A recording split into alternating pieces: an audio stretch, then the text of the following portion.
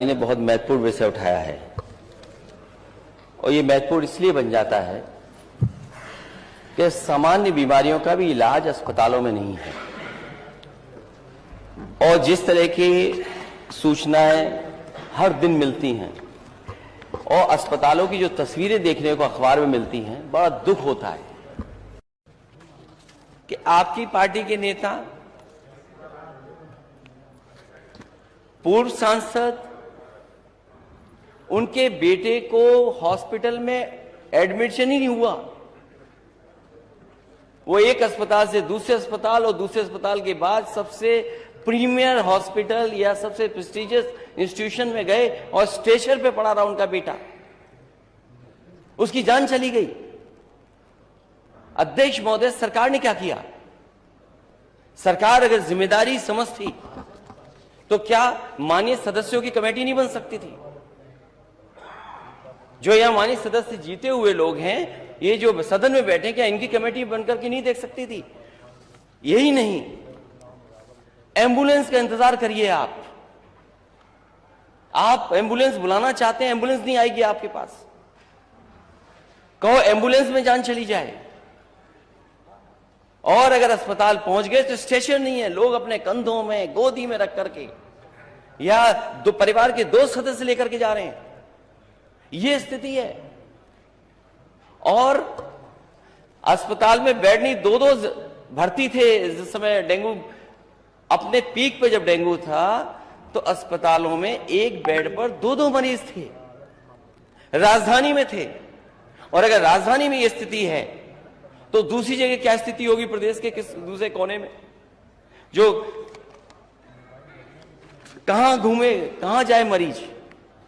सरकार बताए कि अगर डेंगू है तो सरकारी अस्पताल में इलाज क्यों नहीं मिला, और सरकारी अस्पताल से अगर वो प्राइवेट हॉस्पिटल में चला गया तो अनाप शनाप पैसे लेना, कोड में दवा दे देना, उसका लाखों खर्च करा देना, उसके बाद भी नहीं जान बच रही है। और ये केवल एक जगह की सूचना नहीं है, पूरे प्रदेश में माननीय सदस्य यहां बैठे होंगे, उनके पास सूचियां हैं उनके क्षेत्रों की कि किन लोगों की डेंगू बीमारी से जान गई है। मैं सरकार से जानना चाहता हूं, माननीय मंत्री जी बताएं, हालांकि डेंगू का सवाल है, लेकिन एम्बुलेंस क्यों नहीं पहुंच रही? अस्पताल में पहुंच जाए तो स्ट्रेचर नहीं मिल रही, एडमिट हो जाए जैसे तैसे कई चक्कर काट करके जांचें करा करके तो बिस्तर नहीं मिल रहा, बिस्तर पे इलाज कराना पड़ रहा है उसको, एक ही बिस्तर पे दो लोगों को। आखिर जिम्मेदारी किसकी थी? इतनी जानों की जाने की जिम्मेदारी किसकी है? कम से कम सरकार बताए कि स्वास्थ्य व्यवस्था बेहतर होगी कि नहीं होगी। मेडिकल कॉलेजेस ठप हैं और कम से कम एक जहां से सबसे ज्यादा सूचना आई है कि यहां पर सबसे ज्यादा जान गई है, माननीय सदस्यों की कमेटी बने, जाकर के देखें आखिरकार कारण क्या था और मरने वालों की मदद सरकार करेगी कि नहीं करेगी। धन्यवाद। नहीं, आपका अगर कोई विषय, क्योंकि आपका नाम है, अगर कोई विषय ना आया हो तो उसके ऊपर आप बोलिए। हैं? नहीं, अलग से कोई नहीं लिया गया, इसे ही लिया गया, अलग कुछ नहीं लिया गया। इसमें अगर आपका कोई विषय ना माननीय नेता प्रतिपक्ष ने रखा हो, वर्मा जी ने ना रखा हो, तो केवल आप बोल सकते हैं। वहां की स्थिति क्या? 322 हॉस्पिटल कोरोना, नेता प्रतिपक्ष ने पूरी बात बता दी। प्राइवेट 322 हॉस्पिटल, आप उनके मानक चेक करवा लीजिए। कोई वहां पर कोई फैसिलिटी, कोई आरएमओ नहीं है, कोई डॉक्टर फैसिलिटी नहीं है, लैब टेक्नीशियन नहीं है, नर्सिंग स्टाफ नहीं है। अब प्राइवेट हॉस्पिटल में क्या है क्या नहीं है उसकी सूची नहीं होगी, आप लिख के देंगे तो उसकी जानकारी करवाएंगे। जी प्लीज। है, अगर माननीय सदस्य किसी बात को उठा रहे हैं तो सरकार और वहां के अधिकारी मिलकर के, नर्सिंग होम के साथ मिलकर के जो न्याय मिलना चाहिए, जो मरीज को इलाज मिलना चाहिए, वो इलाज दे नहीं रहे हैं। जो अगर आवाज उठा रहा है तो उसके साथ आप मुकदमे दर्ज करा रहे हैं। तो ये कहाँ का? मैंने नेता प्रतिपक्ष, मैंने ये निवेदन किया है आपके द्वारा, माननीय नेता प्रतिपक्ष के द्वारा, माननीय लालजी वर्मा जी के द्वारा पूरा विषय आ गया। अब कोई इंडिविजुअल विषय है तो मैंने ये नहीं कहा, मैंने कहा आप लिख के दे दीजिए, मैं संसदीय कार्य मंत्री जी के पास भेज उसको दिखवा लूंगा। मैंने उसको डिनाई नहीं किया।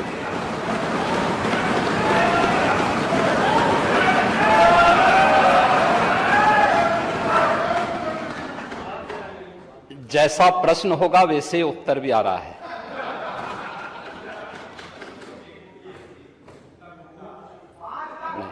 शांति सुनिए। प्रश्न ही उल्टा था, तो उस उल्टे प्रश्न को सही करने का प्रयास हुआ है। और अभी तो आपने आधा ही उत्तर सुना है, पूरा सुनेंगे तो संभवतः पिछला इतिहास याद आने लग जाएगा। महोदय, माननीय सदस्य ने बहुत महत्वपूर्ण मुद्दे की ओर ध्यान आकर्षित किया है और सरकार इसको लेकर के पहले से ही अवेयर थी। अंतर विभागीय समन्वय से संचारी रोग नियंत्रण के लिए आपने केवल डेंगू की बात की है। जब वेक्टर बॉर्न डिजीज की हम बात करते हैं तो केवल डेंगू उसमें नहीं आता है। वर्मा जी, आप तो चिकित्सा शिक्षा के मंत्री रहे हैं ना, तो केवल डेंगू नहीं आता उसमें, मलेरिया भी है, चिकुनगुनिया भी है, कालाजार भी है।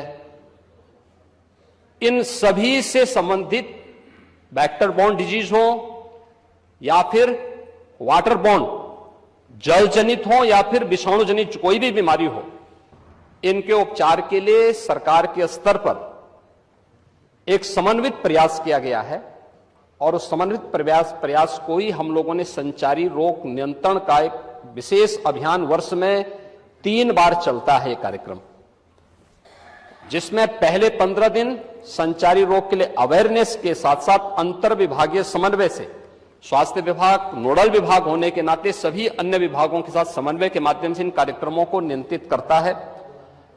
इसके बाद डोर टू डोर जाकर के दस्तक अभियान के माध्यम से कहीं भी कोई व्यक्ति जो बुखार से पीड़ित है, उस व्यक्ति को नजदीक के स्वास्थ्य केंद्र में उपचार की सुविधा दिलाने की व्यवस्था करना। उत्तर प्रदेश 25 करोड़ की आबादी का राज्य है और स्वाभाविक रूप से अलग अलग क्लाइमेटिक जोन होने के नाते अलग अलग क्षेत्र में अलग अलग प्रकार की बीमारियां देखने को मिलती हैं। जैसे आप ईस्टर्न यूपी से चलकर के नेपाल की तराई से लेकर के सहारनपुर तक देखेंगे तो इंसेफ्लाइटिस से पूरा क्षेत्र प्रभावित था। अगर आप बरेली और बदायूं और उसके आसपास के क्षेत्र को देखेंगे तो ये क्षेत्र मलेरिया से ज्यादा संक्रमित रहता था। वाराणसी से लेकर के प्रयागराज, लखनऊ, कानपुर होते हुए अगर आप फिरोजाबाद, आगरा तक पहुंचेंगे तो ये पूरा क्षेत्र डेंगू से प्रभावित है। अगर बुंदेलखंड क्षेत्र में अगर आप देखेंगे तो ये क्षेत्र चिकुनगुनिया से प्रभावित है। बिहार से सटे हुए जो हमारी सीमाएं हैं वहां पे हम देखेंगे तो कालाजार इन क्षेत्रों में ज्यादा प्रभावी रूप में देखने को मिलता था। और सरकार के द्वारा जो समन्वित प्रयास किया गया है, आपने केवल डेंगू की चर्चा की, बीमारी डेंगू पूरी तरह नियंत्रण में है और सरकार के द्वारा समय पर उठाए गए कदमों का परिणाम था।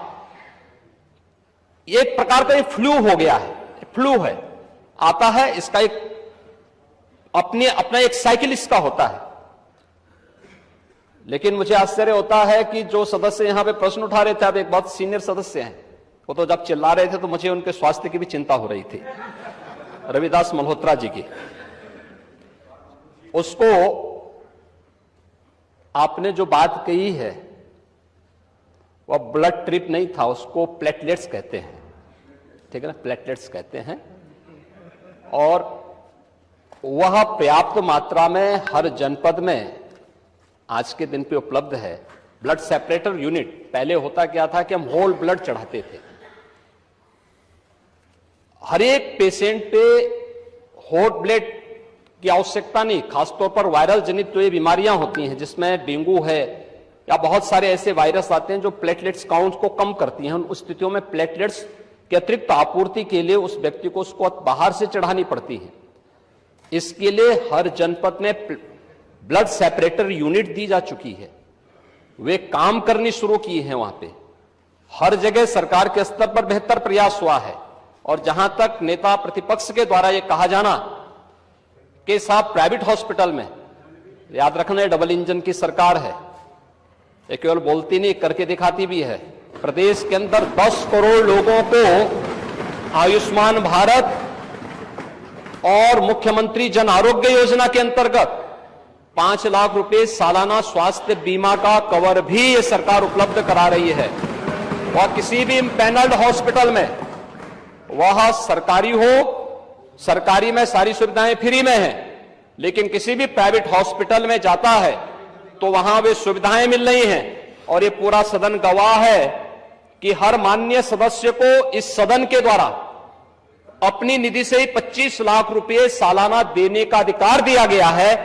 और यही नहीं, मुख्यमंत्री राहत कोष से हम चेहरा देख करके पैसा नहीं देते हैं।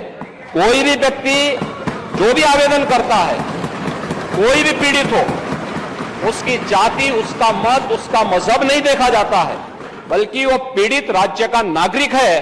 उसको प्रदेश में, देश में या दुनिया में जहां कहीं अच्छी स्वास्थ्य की सुविधा मिलती है, और सुविधा के लिए मुख्यमंत्री राहत कोष से भी हम पैसा देने में कोई कोताही, तमाम मान्य सदस्य विपक्ष में बैठे हुए हैं, वो हर व्यक्ति इस बात को कह सकता है।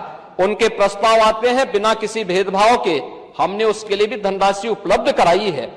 आयुष्मान भारत और मुख्यमंत्री जन आरोग्य योजना भी है। आभारी हैं आदरणीय प्रधानमंत्री जी के, जिन्होंने आयुष्मान भारत जैसी योजना दी, जिसमें हर गरीब से गरीब व्यक्ति भी आज अपना उपचार किसी भी अच्छे कॉर्पोरेट हॉस्पिटल में भी करा सकता है, और देश में भी करा सकता है, दुनिया में भी कहीं करा सकता है। हर वर्ष की सुविधा उसको मिली है। मुख्यमंत्री जन आरोग्य योजना की सुविधा भी उसे दी गई है। इसके अलावा माननीय विधायकों को भी 25 लाख रुपए तक खर्च करने का अधिकार दिया गया है, और इसके साथ ही मुख्यमंत्री राहत कोष भी उसके लिए उपलब्ध है। इसलिए समस्या केवल इस बात की नहीं कि हम समस्या के समाधान की ओर जाएं, समस्या केवल हर मुद्दे का राजनीतिकरण करके समाज में अव्यवस्था पैदा करना, लोगों में असंतोष पैदा करने का जो कुत्सित प्रयास किया जाता है, वो तो कोरोना कालखंड में भी लोगों ने देख लिया था, जब आप लोग बहका रहे थे लोगों को कि वैक्सीन मत लगाना, ये मोदी वैक्सीन है, और लोगों को गुमराह कर रहे थे। परिणाम क्या है? मोदी जी के शासनकाल में, उनके मार्गदर्शन में, हमारे वैज्ञानिकों के द्वारा बनाई गई दोनों वैक्सीन दुनिया की सबसे प्रभावी वैक्सीन है। दुनिया के अंदर तमाम देशों में कोरोना महामारी के मामले बढ़ते हुए दिखाई दे रहे हैं। भारत में कोरोना कंट्रोल है, और उत्तर प्रदेश में भी पूरी तरह नियंत्रण में है, कहीं कोई समस्या नहीं है। सरकार आपके द्वारा उठाए गए मुद्दों पर पूरी तरह सतर्क है, और अब तो इसके मामले वैसे भी समाप्ति की ओर है। बरसात के समय जल जमाव वाले क्षेत्रों में, अन्य क्षेत्रों में इस प्रकार की बातें देखने को मिलती हैं। और ये केवल डेंगू के मामले नहीं होते, इंसेफ्लाइटिस के भी मामले होते हैं, मलेरिया भी होता है, कालाजार भी होता है, चिकनगुनिया भी होता है। तो आपकी जानकारी के लिए, हो सकता है कि काफी दिन हो गए मंत्री पद से हटे हुए, तो आप भूल गए होंगे, तो आपके संज्ञान में लाने के लिए हमने दिया था। इधर रहते तो हो सकता है कि कुछ लॉलीपॉप मिल भी जाता, लेकिन वहां रहकर के अब वो कभी नहीं मिलना। मैंने माननीय नेता प्रतिपक्ष को सुना, माननीय राजीव वर्मा जी को सुना, माननीय मंत्री जी को सुना। ये नियम 56 के अंतर्गत नहीं है। अध्यक्ष महोदय, अगली महोदय, माननीय नेता सदन की मैंने बात सुनी, और वो लगा कि थोड़ी देर के लिए लगा कि वो MBBS डिग्री हासिल किए हुए हैं, डॉक्टर लगे। वेक्टर बॉर्न डिजीजेस के बारे में उन्होंने चर्चा की। मैं केवल 2 घटनाएं बताना चाहता हूं राजधानी लखनऊ की, और इनकी सरकार की नाकामी, इनके हॉस्पिटल्स की व्यवस्था, डॉक्टर्स का इंतजाम। एक पूर्व सांसद, वो बता चुके, वो भी भारतीय जनता पार्टी के, बोल चुके हैं। भारतीय जनता पार्टी पूरी, तो भारतीय जनता पार्टी के, वो हमारे दल के नहीं, पूर्व सांसद भारतीय जनता पार्टी के, वो अपने बेटे को लेकर के आते हैं। उनके बेटे को ये जानकारी मिलती है कि इसका इलाज अगर जल्दी नहीं हुआ तो जान नहीं बचेगी। वो एक अस्पताल से दूसरे अस्पताल भागे, और इलाज के लिए वो एडमिट नहीं करा पाए, और उनके बच्चे की जान चली गई। इसका जवाब क्या है डबल इंजन की सरकार के पास? और दूसरा, PGI से लोहिया संस्थान KGMU 9 घंटे एम्बुलेंस में बच्चा बना रहा, 9 घंटे, और उसकी जान नहीं बची। ये डबल इंजन की सरकार। ये सरकारी संस्थाओं को इसलिए नहीं मजबूत कर रहे हैं क्योंकि ये प्राइवेट संस्थाओं को बढ़ावा देना चाहते हैं। आज पूरे उत्तर प्रदेश में सरकारी संस्थाओं में गरीब का इलाज नहीं है। अगर ये सरकार बताए, इतने दावे कर रही है सरकार, ये सरकार बताए कि एक जिला अस्पताल बनाया हो जहां पर गरीब का इलाज हो रहा हो, एक जिला अस्पताल। ठीक। माननीय सदस्य लालजी वर्मा जी ने बहुत महत्वपूर्ण विषय उठाया है और ये महत्वपूर्ण इसलिए बन जाता है कि सामान्य बीमारियों का भी इलाज अस्पतालों में नहीं है और जिस तरह की सूचनाएं हर दिन मिलती हैं और अस्पतालों की जो तस्वीरें देखने को अखबार में मिलती हैं, बड़ा दुख होता है कि आपकी पार्टी के नेता, पूर्व सांसद, उनके बेटे को हॉस्पिटल में एडमिशन ही नहीं हुआ। वो एक अस्पताल से दूसरे अस्पताल और दूसरे अस्पताल के बाद सबसे प्रीमियर हॉस्पिटल या सबसे प्रेस्टिजियस इंस्टीट्यूशन में गए और स्ट्रेचर पे पड़ा रहा उनका बेटा, उसकी जान चली गई। अध्यक्ष महोदय, सरकार ने क्या किया? सरकार अगर जिम्मेदारी समझती तो क्या माननीय सदस्यों की कमेटी नहीं बन सकती थी? जो यहां माननीय सदस्य जीते हुए लोग हैं, ये जो सदन में बैठे, क्या इनकी कमेटी बनकर के नहीं देख सकती थी? यही नहीं, एम्बुलेंस का इंतजार करिए। आप एम्बुलेंस बुलाना चाहते हैं, एम्बुलेंस नहीं आएगी आपके पास। कहो एम्बुलेंस में जान चली जाए। और अगर अस्पताल पहुंच गए तो स्टेशन नहीं है, लोग अपने कंधों में, गोदी में रख करके या परिवार के 2 सदस्य लेकर के जा रहे हैं। यह स्थिति है। और अस्पताल में बेड नहीं, 2-2 भर्ती थे। जिस समय डेंगू अपने पीक पे जब डेंगू था तो अस्पतालों में एक बेड पर 2-2 मरीज थे, राजधानी में थे। और अगर राजधानी में यह स्थिति है तो दूसरी जगह क्या स्थिति होगी प्रदेश के किस दूसरे कोने में? जो कहां घूमे, कहां जाए मरीज? सरकार बताए कि अगर डेंगू है तो सरकारी अस्पताल में इलाज क्यों नहीं मिला, और सरकारी अस्पताल से अगर वो प्राइवेट हॉस्पिटल में चला गया तो अनाप शनाप पैसे लेना, कोड में दवा दे देना, उसका लाखों खर्च करा देना, उसके बाद भी नहीं जान बच रही है। और ये केवल एक जगह की सूचना नहीं है, पूरे प्रदेश में माननीय सदस्य यहां बैठे होंगे, उनके पास सूचियां हैं उनके क्षेत्रों की कि किन लोगों की डेंगू बीमारी से जान गई है। मैं सरकार से जानना चाहता हूं, माननीय मंत्री जी बताएं, हालांकि डेंगू का सवाल है, लेकिन एम्बुलेंस क्यों नहीं पहुंच रही? अस्पताल में पहुंच जाए तो स्ट्रेचर नहीं मिल रही, एडमिट हो जाए जैसे तैसे कई चक्कर काट करके, जांचें करा करके, तो बिस्तर नहीं मिल रहा, बिस्तर पे इलाज कराना पड़ रहा है उसको, एक ही बिस्तर पे 2 लोगों को। आखिर जिम्मेदारी किसकी थी? इतनी जानों की जाने की जिम्मेदारी किसकी है? कम से कम सरकार बताए कि स्वास्थ्य व्यवस्था बेहतर होगी कि नहीं होगी। मेडिकल कॉलेजेस ठप हैं और कम से कम एक जहां से सबसे ज्यादा सूचना आई है कि यहां पर सबसे ज्यादा जान गई है, माननीय सदस्यों की कमेटी बने, जाकर के देखें आखिरकार कारण क्या था और मरने वालों की मदद सरकार करेगी कि नहीं करेगी। धन्यवाद। नहीं, आपका अगर कोई विषय, क्योंकि आपका नाम है, अगर कोई विषय ना आया हो तो उसके ऊपर आप बोलिए। हैं? नहीं, अलग से कोई नहीं लिया गया, इसे ही लिया गया, अलग कुछ नहीं लिया गया। इसमें अगर आपका कोई विषय ना माननीय नेता प्रतिपक्ष ने रखा हो, वर्मा जी ने ना रखा हो, तो केवल आप बोल सकते हैं। वहां की स्थिति क्या? 322 हॉस्पिटल कोरोना तो नेता प्रतिपक्ष ने पूरी बात बता दी। प्राइवेट 322 हॉस्पिटल, आप उनके मानक चेक करवा लीजिए। कोई वहां पर कोई फैसिलिटी, कोई आरएमओ नहीं है, कोई डॉक्टर फैसिलिटी नहीं है, लैब टेक्नीशियन नहीं है, नर्सिंग स्टाफ नहीं है। अब प्राइवेट हॉस्पिटल में क्या है क्या नहीं है उसकी सूची नहीं होगी, आप लिख के देंगे तो उसकी जानकारी करवाएंगे।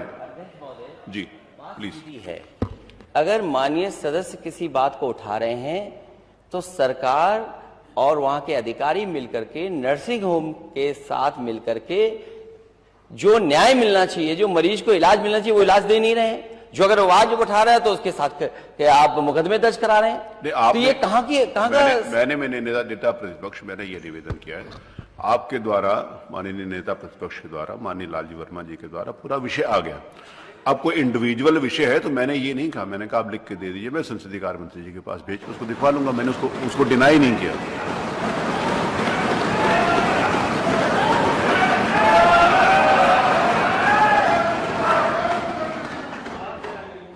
जैसा प्रश्न होगा वैसे उत्तर भी आ रहा है।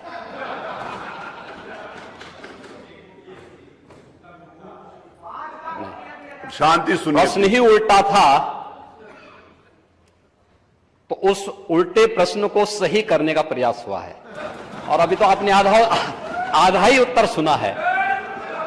पूरा सुनेंगे तो संभवतः पिछला इतिहास याद आने लग जाएगा। महोदय, माननीय सदस्य ने बहुत महत्वपूर्ण मुद्दे की ओर ध्यान आकर्षित किया है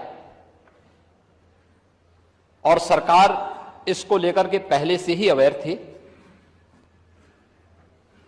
अंतर विभागीय समन्वय से संचारी रोग नियंत्रण के लिए आपने केवल डेंगू की बात की है। जब वेक्टर बॉर्न डिजीज की हम बात करते हैं तो केवल डेंगू उसमें नहीं आता है। वर्मा जी, आप तो चिकित्सा शिक्षा के मंत्री रहे हैं ना, तो केवल डेंगू नहीं आता उसमें, मलेरिया भी है, चिकुनगुनिया भी है, कालाजार भी है। इन सभी से संबंधित वेक्टर बॉर्न डिजीज हो या फिर वाटर बॉर्न जल जनित हो या फिर विषाणु जनित कोई भी बीमारी हो, इनके उपचार के लिए सरकार के स्तर पर एक समन्वित प्रयास किया गया है। और उस समन्वित प्रयास को ही हम लोगों ने संचारी रोग नियंत्रण का एक विशेष अभियान, वर्ष में 3 बार चलता है ये कार्यक्रम, जिसमें पहले 15 दिन संचारी रोग के लिए अवेयरनेस के साथ साथ अंतर विभागीय समन्वय से स्वास्थ्य विभाग नोडल विभाग होने के नाते सभी अन्य विभागों के साथ समन्वय के माध्यम से इन कार्यक्रमों को नियंत्रित करता है। इसके बाद डोर टू डोर जाकर के दस्तक अभियान के माध्यम से कहीं भी कोई व्यक्ति जो बुखार से पीड़ित है, उस व्यक्ति को नजदीक के स्वास्थ्य केंद्र में उपचार की सुविधा दिलाने की व्यवस्था करना। उत्तर प्रदेश 25 करोड़ की आबादी का राज्य है और स्वाभाविक रूप से अलग अलग क्लाइमेटिक जोन होने के नाते अलग अलग क्षेत्र में अलग अलग प्रकार की बीमारियां देखने को मिलती हैं। जैसे आप ईस्टर्न यूपी से चलकर के नेपाल की तराई से लेकर के सहारनपुर तक देखेंगे तो इंसेफ्लाइटिस से पूरा क्षेत्र प्रभावित था। अगर आप बरेली और बदायूं और उसके आसपास के क्षेत्र को देखेंगे तो ये क्षेत्र मलेरिया से ज्यादा संक्रमित रहता था। वाराणसी से लेकर के प्रयागराज, लखनऊ, कानपुर होते हुए अगर आप फिरोजाबाद, आगरा तक पहुंचेंगे तो ये पूरा क्षेत्र डेंगू से प्रभावित है। अगर बुंदेलखंड क्षेत्र में अगर आप देखेंगे तो ये क्षेत्र चिकुनगुनिया से प्रभावित है। बिहार से सटे हुए जो हमारी सीमाएं हैं वहां पे हम देखेंगे तो कालाजार इन क्षेत्रों में ज्यादा प्रभावी रूप में देखने को मिलता था। और सरकार के द्वारा जो समन्वित प्रयास किया गया है, आपने केवल डेंगू की चर्चा की, बीमारी डेंगू पूरी तरह नियंत्रण में है और सरकार के द्वारा समय पर उठाए गए कदमों का परिणाम था। एक प्रकार का ये फ्लू हो गया है, फ्लू है, आता है, इसका एक अपना एक साइकिल इसका होता है। लेकिन मुझे आश्चर्य होता है कि जो सदस्य यहां पे प्रश्न उठा रहे थे, अब एक बहुत सीनियर सदस्य हैं, वो तो जब चिल्ला रहे थे तो मुझे उनके स्वास्थ्य की भी चिंता हो रही थी, रविदास मल्होत्रा जी की। उसको आपने जो बात कही है वह ब्लड ट्रिप नहीं था, उसको प्लेटलेट्स कहते हैं, ठीक है ना, प्लेटलेट्स कहते हैं। और वह पर्याप्त मात्रा में हर जनपद में आज के दिन पे उपलब्ध है। ब्लड सेपरेटर यूनिट, पहले होता क्या था कि हम होल ब्लड चढ़ाते थे। हर एक पेशेंट पे होल ब्लड की आवश्यकता नहीं, खासतौर पर वायरल जनित जो ये बीमारियां होती हैं जिसमें डेंगू है या बहुत सारे ऐसे वायरस आते हैं जो प्लेटलेट्स काउंट को कम करती हैं। उन स्थितियों में प्लेटलेट्स की अतिरिक्त आपूर्ति के लिए उस व्यक्ति को उसको बाहर से चढ़ानी पड़ती है। इसके लिए हर जनपद में ब्लड सेपरेटर यूनिट दी जा चुकी है, वे काम करनी शुरू की है। वहां पे हर जगह सरकार के स्तर पर बेहतर प्रयास हुआ है। और जहां तक नेता प्रतिपक्ष के द्वारा यह कहा जाना कि साहब प्राइवेट हॉस्पिटल में, याद रखना डबल इंजन की सरकार है, ये केवल बोलती नहीं करके दिखाती भी है। प्रदेश के अंदर 10 करोड़ लोगों को आयुष्मान भारत और मुख्यमंत्री जन आरोग्य योजना के अंतर्गत 5 लाख रुपए सालाना स्वास्थ्य बीमा का कवर भी ये सरकार उपलब्ध करा रही है। वह किसी भी पैनल्ड हॉस्पिटल में, वह सरकारी हो सरकारी में सारी सुविधाएं फ्री में हैं, लेकिन किसी भी प्राइवेट हॉस्पिटल में जाता है तो वहां वे सुविधाएं मिल रही हैं। और ये पूरा सदन गवाह है कि हर माननीय सदस्य को इस सदन के द्वारा अपनी निधि से ही 25 लाख रुपए सालाना देने का अधिकार दिया गया है। और यही नहीं, मुख्यमंत्री राहत कोष से हम चेहरा देख करके पैसा नहीं देते हैं।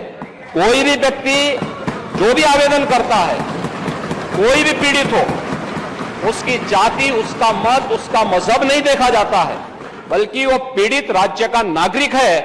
उसको प्रदेश में, देश में या दुनिया में जहां कहीं अच्छी स्वास्थ्य की सुविधा मिलती है, और सुविधा के लिए मुख्यमंत्री राहत कोष से भी हम पैसा देने में कोई कोताही, तमाम मान्य सदस्य विपक्ष में बैठे हुए हैं, वो हर व्यक्ति इस बात को कह सकता है। उनके प्रस्ताव आते हैं बिना किसी भेदभाव के, हमने उसके लिए भी धनराशि उपलब्ध कराई है। आयुष्मान भारत और मुख्यमंत्री जन आरोग्य योजना भी है। हम आभारी हैं आदरणीय प्रधानमंत्री जी के, जिन्होंने आयुष्मान भारत जैसी योजना दी, जिसमें हर गरीब से गरीब व्यक्ति भी आज अपना उपचार किसी भी अच्छे कॉर्पोरेट हॉस्पिटल में भी करा सकता है, और देश में भी करा सकता है, दुनिया में भी कहीं करा सकता है। हर वर्ष की सुविधा उसको मिली है। मुख्यमंत्री जन आरोग्य योजना की सुविधा भी उसे दी गई है।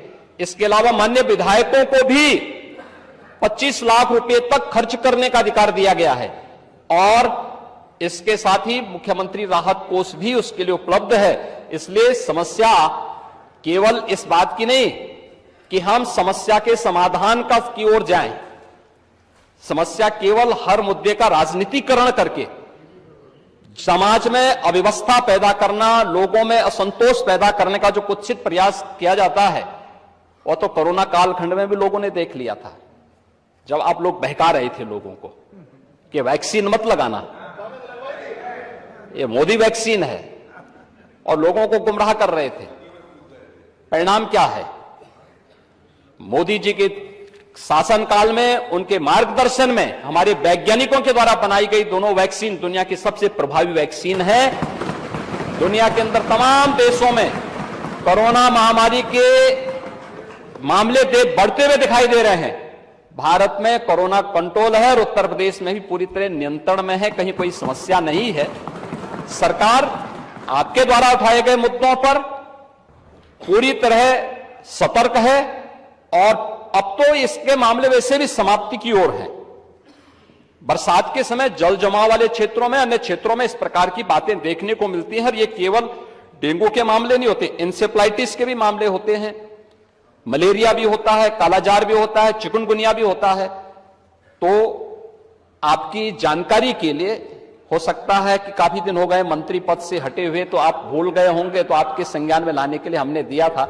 इधर रहते तो हो सकता है कि कुछ लॉलीपॉप मिल भी जाता, लेकिन वहां रहकर के अब वो कभी नहीं मिलना। मैंने माननीय नेता प्रतिपक्ष को सुना, माननीय लालजी वर्मा जी को सुना, माननीय मंत्री जी को सुना। ये नियम 56 के अंतर्गत नहीं है। अध्यक्ष महोदय, अगली सूचना। महोदय, माननीय नेता सदन की मैंने बात सुनी, और वो लगा कि थोड़ी देर के लिए लगा कि वो MBBS डिग्री हासिल किए हुए हैं, डॉक्टर लगे। वेक्टर बॉर्न डिजीजेस के बारे में उन्होंने चर्चा की। मैं केवल 2 घटनाएं बताना चाहता हूं राजधानी लखनऊ की, और इनकी सरकार की नाकामी, इनके हॉस्पिटल्स की व्यवस्था, डॉक्टर्स का इंतजाम। एक पूर्व सांसद, वो बता चुके, वो भी भारतीय जनता पार्टी के, बोल चुके हैं। भारतीय जनता पार्टी पूरी, तो भारतीय जनता पार्टी के, वो हमारे दल के नहीं। पूर्व सांसद भारतीय जनता पार्टी के, वो अपने बेटे को लेकर के आते हैं। उनके बेटे को ये जानकारी मिलती है कि इसका इलाज अगर जल्दी नहीं हुआ तो जान नहीं बचेगी। वो एक अस्पताल से दूसरे अस्पताल भागे, और इलाज के लिए वो एडमिट नहीं करा पाए, और उनके बच्चे की जान चली गई। इसका जवाब क्या है डबल इंजन की सरकार के पास? और दूसरा, PGI से लोहिया संस्थान KGMU 9 घंटे एम्बुलेंस में बच्चा बना रहा, 9 घंटे, और उसकी जान नहीं बची। ये डबल इंजन की सरकार। ये सरकारी संस्थाओं को इसलिए नहीं मजबूत कर रहे हैं क्योंकि ये प्राइवेट संस्थाओं को बढ़ावा देना चाहते हैं। आज पूरे उत्तर प्रदेश में सरकारी संस्थाओं में गरीब का इलाज नहीं है। अगर ये सरकार बताए, इतने दावे कर रही है सरकार, ये सरकार बताए कि एक जिला अस्पताल बनाया हो जहां पर गरीब